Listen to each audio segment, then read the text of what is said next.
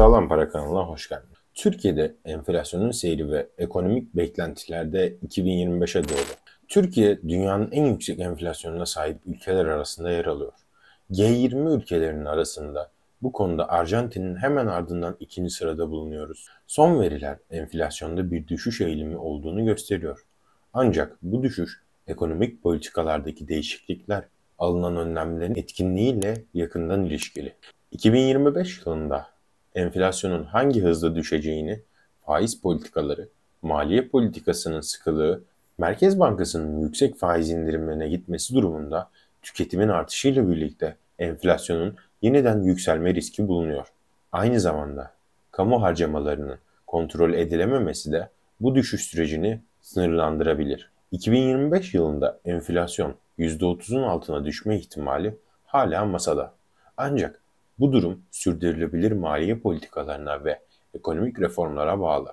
Merkez Bankası 2025 yılı sonu için belirlediği %21 enflasyon hedefi önemli bir gösterge.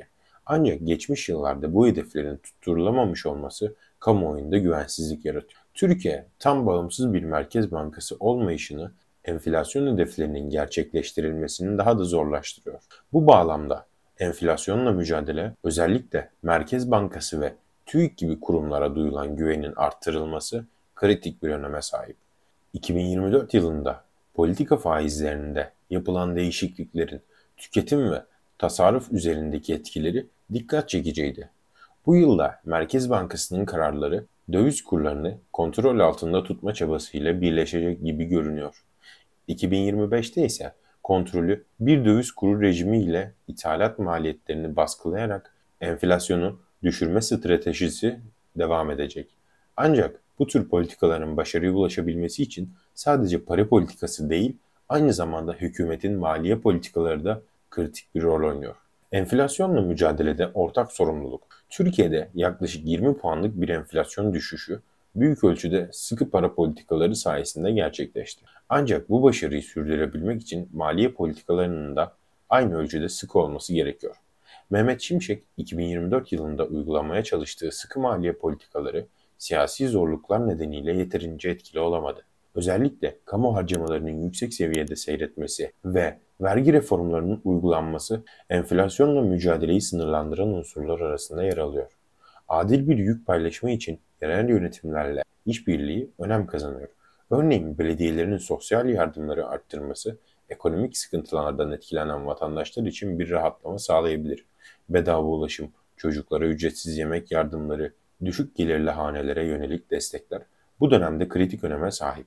Bunun ötesinde uzun vadede düşük tek haneli enflasyona ulaşmak için yapısal reformlara ihtiyaç var. Kaynakların daha verimli kullanılması, üretkenliği arttıracak politikaların uygulanması, kapsamlı bir vergi reformu bu sürecin temel taşları olmalıdır. Bu reformlarla birlikte ekonomik büyümenin daha adil bir şekilde paylaşılması sağlanabilir. 2025'teki gündeme baktığım 2025'te ekonomik gündem nasıl ilerleyecek? Benim fikrimce 2025 yılında enflasyon, faiz indirimleri, döviz kurları ve kamu harcamalarının ekonomi gündeminin en önemli maddeleri olmaya devam edecek. Daha düşük bir enflasyon oranına ulaşmak mümkün. Ancak bu sürecin maliyeti yüksek olabilir. Vatandaşların ekonomik istikrar uğruna ödediği bedel, sıkı mali politikalar ve reel gelir kayıplarını kendini gösterecek. Günümüzde de göstermeye başladı. Sonuç olarak enflasyonla mücadele sadece bir merkez bankası meselesi değil. Tüm ekonomik aktörlerin uyum içerisinde çalışması gereken bir süreç. Yapısal reformlar, güven arttırıcı politikalar ve adil bir yük paylaşımı sağlanırsa Türkiye'nin orta vadede ekonomik istikrarı yakalaması mümkün görünüyor. Peki günümüzde insanlar sizce bu konularda ne düşünüyor? Yorumlarda belirtmeyi unutmayın. Enflasyon, Türk halkının zorlu mücadelesi.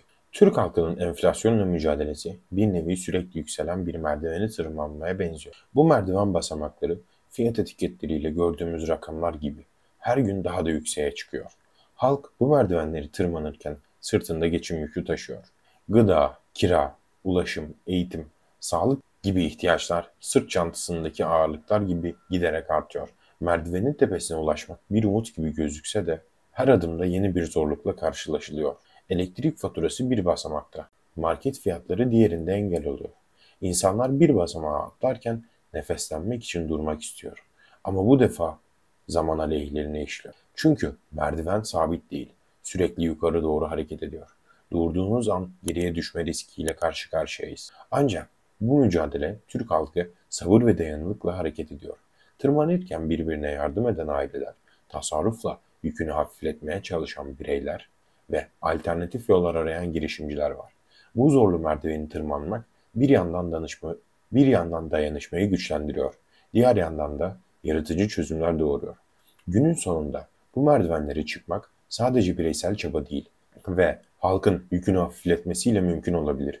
Bu da doğru politikalar, adil bir ekonomik düzen ve güven veren bir gelecekle gerçekleşebilir.